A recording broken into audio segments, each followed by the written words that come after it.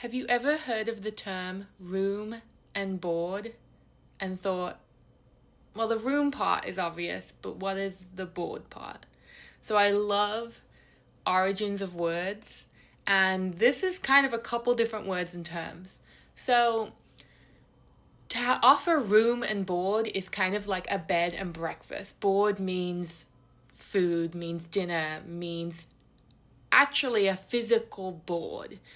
So lots of inns, lots of places to stay, didn't really have enough space to have a dedicated table. Tables weren't really a popular thing because of people needing to occupy space and not have something just kind of chilling in the middle of the room.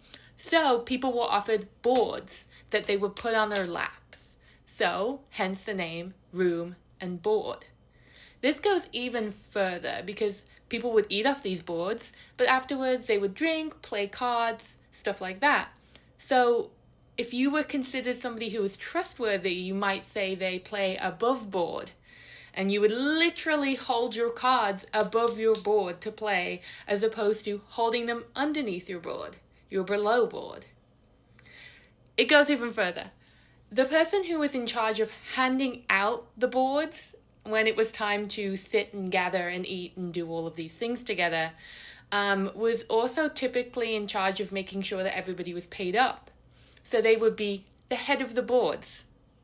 You might recognize that because now we have a board room and there's typically a head of board.